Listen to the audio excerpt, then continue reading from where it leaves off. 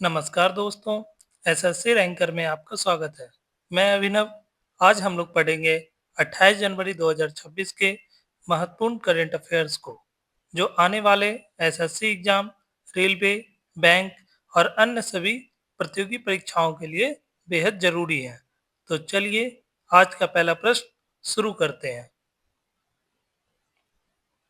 पहला प्रश्न, दिल्ली की मुख्यमंत्री रेखा गुप्ता ने हाल ही में झुग्गी झोपड़ी निवासियों के लिए कितने करोड़ की बुनियादी ढांचा परियोजनाओं का उद्घाटन किया?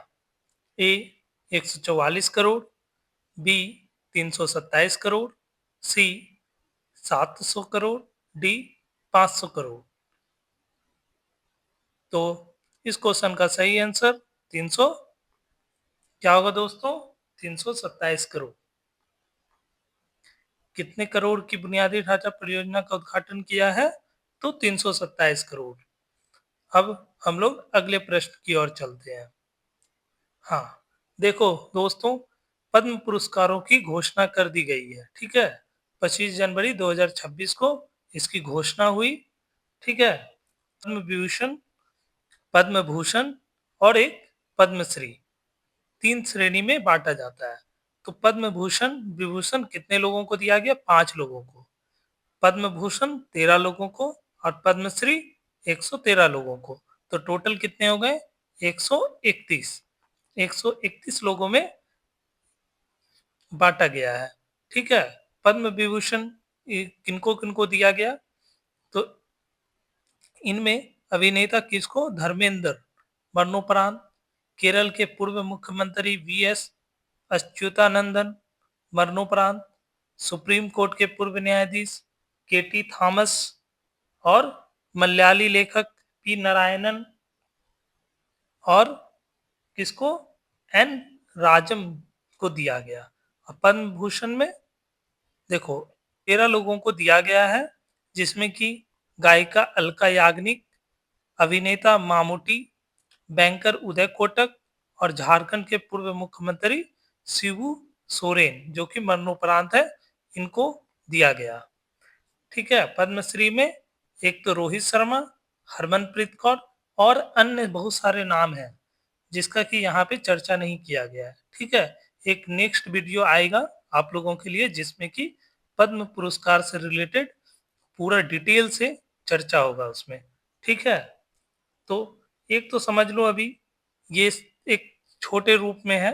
ठीक है, 19 इसमें क्या हुआ कि 19 महिला को पद्म पुरस्कार दिया गया। 19 टोटल 19 महिलाओं को दिया गया है। ठीक है, जिसमें 16 व्यक्तियों को मरणोपरांत दिया गया है पद्म पुरस्कार।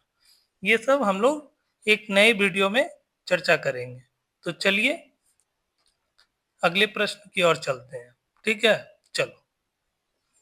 प्रधानमंत्री मार्क कार्नी की भारत यात्रा के दौरान किन क्षेत्रों में समझौतों की उम्मीद है? ए यूरेनियम और परमाणु ऊर्जा, बी एआई और क्वांटम कंप्यूटिंग, सी तेल और गैस, डी उपरोक्त सभी। कौन सा है? मार्क कार्नी, जो कि भारत की यात्रा पे आए हुए हैं। कहाँ के प्रधानमंत्री हैं? तो कनाडा के। कहाँ के हैं? कनाडा के। ये जो है तीनों क्षेत्र में समझौतों की उम्मीद है। किनको? कौन कौन से क्षेत्र में? यूरेनियम और परमाणु ऊर्जा, एआई और क्वांटम कंप्यूटिंग और तेल और गैस के क्षेत्र में। ठीक है, चलो अगले प्रश्न की ओर चलते हैं हम लोग। क्या है देखते हैं। गणतंत्र दिवस 2026 की परेड में अशोक चक्र से किसे सम्मानित किया गया? A group captain Shubhanshu Shukla, B major Radhika Sen, C wing commander Abhinandan Varthaman, D captain Shiva Chauhan. किसको दिया गया अशोक चक्र? तो ग्रुप कैप्टन शुभांशु शुक्ला जी को। ठीक है, चलो। पहली बार किसी विदेशी सैन्य दल ने यूरोप के बाहर भारत की गणतंत्र दिवस परेड में हिस्सा लिया। वह दल कहाँ का था? तो कहाँ का था? ए आसियान का था, बी यूरोपीय संघ, सी क्वाड, डी अफ्रीकी संघ। कहाँ का था? तो यूरोपीय संघ का। इसके बारे में हम लोग पढ़ते हैं, यूरोपीय संघ के बारे में। ठीक है, कितने देशों का संघ है? तो 27 देशों का संघ है। ठीक है, इसके अभी वर्तमान अध्यक्ष कौन है? तो उर्सुला वान डेर लेयन है। वान डेर लेयन जी हैं। ठीक है, चलो, और क्या देखना है इसमें? हाँ, एक चीज और, इसका मुख्यालय कहाँ है? ब्रुसेल्स, ब्रुसेल्स बेल्जियम में। ब्रुसेल्स बेल्जियम, एकदम याद रखना दोस्तों, ये एकदम इम्पोर्टेंट है। कौन आए थे? यूरोपीय संघ के जितने भी सैन्य दल थे, तो वो गणतंत्र दिवस के परेड में हिस्सा लिया। तो गणतंत्र दिवस 77वीं गणतंत्र दिवस परेड में हिस्सा लिए हैं। ठीक है, चलो, एक चीज और बताओ, गणतंत्र दिवस में झंडा को कौन फहराता है? प्रधानमंत्री या राष्ट्रपति? ये बताओ, कमेंट में जरूर लिखना, किसके द्वारा ध्वजारोहण किया जाता है। ठीक है, चलो, अगले प्रश्न की ओर चलते हैं। परेड में पहली बार शामिल होने वाली भैरव बटालियन किस प्रकार की इकाई है? ए नौसेना विंग, बी विशेष असॉल्ट इन्फेंट्री यूनिट, सी साइबर सुरक्षा सेल, डी चिकित्सा कोर। कौन है? भैरव बटालियन क्या है? तो ये एक प्रकार का विशेष असॉल्ट इन्फेंट्री यूनिट है। ठीक है, याद रखना दोस्तों, ये एकदम आ सकता है, इंपॉर्टेंट है एग्जाम पर्पज से। तो चलो, अगले प्रश्न की ओर चलते हैं अब हम लोग। किस राज्य की झांकी ने भारत की पहली वाटर मेट्रो और 100% डिजिटल साक्षरता का प्रदर्शन किया? ए गुजरात, बी छत्तीसगढ़, सी केरल, डी कर्नाटक। किसने किया भारत की पहली वाटर मेट्रो और 100% डिजिटल साक्षरता का प्रदर्शन? तो केरल राज्य ने किया है।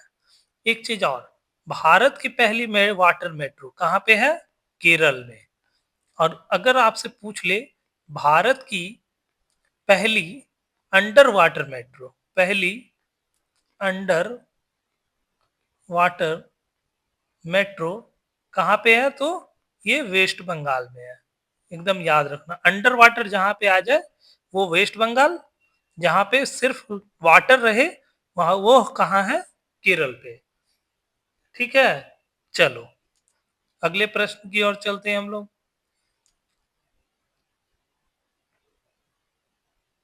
हाँ, चलो, 25वें भारत रंग महोत्सव के माध्यम से अंतर्राष्ट्रीय स्तर पर पदा, पदार्पण करने वाले ब्राजीलियाई नाटक का नाम क्या है? ए मार्चा पारा जेंटूरो, बी पसाडो प्रेजेंटे जेंटूरो, सी थ्री सिस्टर्स, डी जेंटूरो डायरीज। क्या है? ब्राजीलियाई नाटक, एक ब्राजील की नाटक है, कौन है? पसाडो प्रेजेंटे जेंटूरो। ये 25वें भारत रंग महोत्सव के माध्यम से अंतर्राष्ट्रीय स्तर पर पदार्पण कर रही है। ठीक है, कौन सा नाटक? तो पसाडो प्रेजेंटो जेंटूरो। चलो, अगले प्रश्न की ओर चलते हैं हम लोग। नेक्स्ट क्वेश्चन क्या है? मत्स्य विभाग ने हाल ही में किस स्थान पर 199.24 करोड़ रुपए की लागत से स्मार्ट फिशिंग हार्बर बनाने की मंजूरी दी है? ए पोर्ट ब्लेयर, बी माया बंदर अंडमान निकोबार, सी कार निकोबार, डी कोची। क्या होगा इसका सही आंसर? तो माया बंदर अंडमान निकोबार, कहाँ पे? अंडमान निकोबार में स्मार्ट फिशिंग हार्बर को। तो प्रधानमंत्री मत्स्य संपदा योजना के तहत जो है ना, 199.24 करोड़ की अनुमानित लागत की मंजूरी दी गई इसको बनाने में। ठीक है, चलो ये एकदम इम्पोर्टेंट है, याद रखना। ठीक है, चलो नेक्स्ट क्वेश्चन। हाँ, बाफ्टा अवार्ड 2026 के लिए नामांकित होने वाली एकमात्र भारतीय फिल्म कौन सी है? ए कांतारा 2, बी बोंग, सी लापता लेडीज या डी आर क्या है बताओ? उनासीवें उनासीवें बाफ्टा अवार्ड 2026, इसका ये कब दिया जाएगा? 22 फरवरी 2026 को आयोजन होगा। ठीक है, 26 को आयोजन होगा, कहाँ पे? लंदन के लंदन के रॉयल फेस्टिवल हॉल में। लंदन के रॉयल फेस्टिवल हॉल में इसका आयोजन होगा। ठीक है, ये कौन सा एक भारतीय फिल्म में नामांकित हुआ? तो बोंग, याद रखना। चलो नेक्स्ट क्वेश्चन। जनवरी 2026 में किस अंतर्राष्ट्रीय फैशन डिजाइनर को फ्रांसीसी knighthood order of arts and letters से सम्मानित किया गया है? ए डोनाटेला वर्साचे, बी विक्टोरिया बेकहम, सी वेरा वेंग, डी स्टेला मैकार्टनी। किसको दिया गया? तो विक्टोरिया बेकहम को दिया गया, order of arts and letters से सम्मानित किया गया ये। चलो नेक्स्ट क्वेश्चन क्या है? हाल ही में किस देश ने दुनिया के सबसे बड़े compressed air energy storage plant का संचालन शुरू किया है? A America, B Germany, C China, D Bharat. किसने किया? तो इसका सही आंसर चाइना। चाइना, इसकी क्षमता क्या है, कितनी है? 300 मेगावाट की क्षमता है, जो कि दुनिया का सबसे बड़ा गैर प्राकृतिक गैस वायु ऊर्जा भंडारण संयंत्र है। ठीक है, ये कहाँ पे स्थित है? तो चीन के जिंग्यांसू प्रांत में ये स्थित है। कौन सा सबसे बड़ा compressed air energy storage plant कहाँ पे है? तो चाइना में। चलो नेक्स्ट क्वेश्चन। केंद्रीय मंत्री अश्वनी वैष्णव के अनुसार भारत ने किस वर्ष तक 2 नैनोमीटर चिप विकसित करने का लक्ष्य रखा है? ए 2028, बी 2030, सी 2035, डी 2047। कब तक ये 2 नैनोमीटर चिप विकसित करने का लक्ष्य रखा है? इसका सही आंसर 2035 तक। कब तक करेगा भारत? 2035 तक। ठीक है, चलो अब हम लोग नेक्स्ट क्वेश्चन की ओर चलते हैं। एक चीज और, केंद्रीय मंत्री अश्वनी वैष्णव जी के पास कौन सा मंत्रालय है? सूचना एवं प्रसारण मंत्रालय, एवं प्रसारण मंत्रालय। ठीक है, याद रखना। चलो अब नेक्स्ट क्वेश्चन की ओर चलते हैं। अगले प्रश्न। हाँ, कॉग्निवेरा पोलो कप 2026 का आयोजन किस शहर में किया जा रहा है? ए जोधपुर, बी जयपुर, सी नई दिल्ली, डी उदयपुर।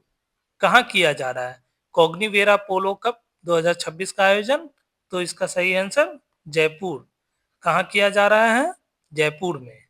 ठीक है, चलो नेक्स्ट क्वेश्चन की ओर चलते हैं हम लोग।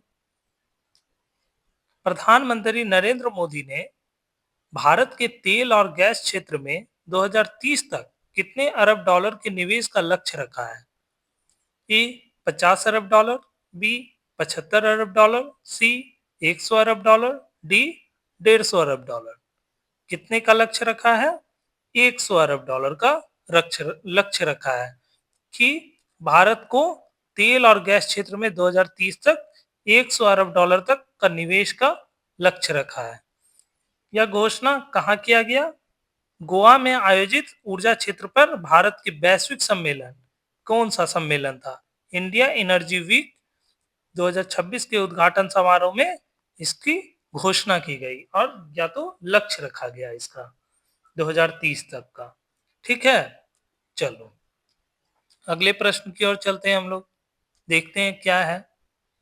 हाल ही में किस देश की नेशनल असेंबली ने 15 वर्ष से कम उम्र के बच्चों के लिए सोशल मीडिया पर प्रतिबंध लगाने वाले विधेयक को मंजूरी दे दी है?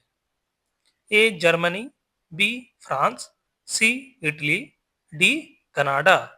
क्या होगा इसका सही आंसर? तो फ्रांस होगा। फ्रांस में जो है 15 वर्ष से कम उम्र के बच्चों के लिए सोशल मीडिया पर पूरी तरह प्रतिबंध लगा दिया गया है, पूरी तरह बैन कर दिया गया है। तो वहां के राष्ट्रपति कौन है फ्रांस के? इमैनुअल मैक्रोन जी है। ठीक है, फ्रांस की राजधानी पेरिस, जिसे हम लोग दुनिया की फैशन राजधानी भी कहते हैं। चलो ठीक है। हाँ एक चीज और, फ्रांस जो है G7 और यूरोपीय संघ का सदस्य भी रहे। ठीक है, चलो अगले प्रश्न की ओर चलते हैं हम लोग। हाँ, रणजी ट्रॉफी प्लेट फाइनल 2026 में बिहार की ने किस टीम को हराकर एलीट ग्रुप में वापसी सुनिश्चित की है? ए सिक्किम, बी मणिपुर, सी Mizoram, D Arunachal Pradesh. Ranji trophy plate final 2026 में कौन जीता? बिहार किसको हराया? तो मणिपुर को। किसको हराया? मणिपुर को हराकर एलीट ग्रुप में वापसी की। रणजी ट्रॉफी दो तरह का होता है, ठीक है, दो ग्रुप में बांटा गया रणजी ट्रॉफी को। एक तो एलीट ग्रुप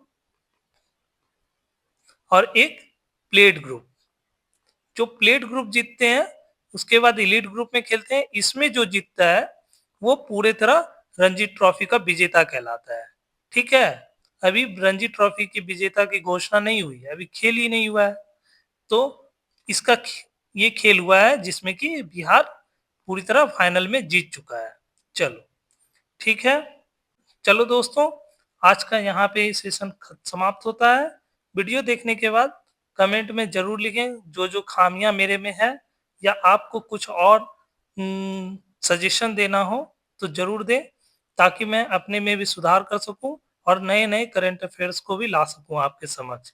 ठीक है, और एक चीज और कमेंट में जरूर लिखें कि आपको सबसे इसमें कठिन सवाल कौन सा लगा। अगर वीडियो उपयोगी लगा हो तो लाइक करें, चैनल को सब्सक्राइब करना ना भूलें।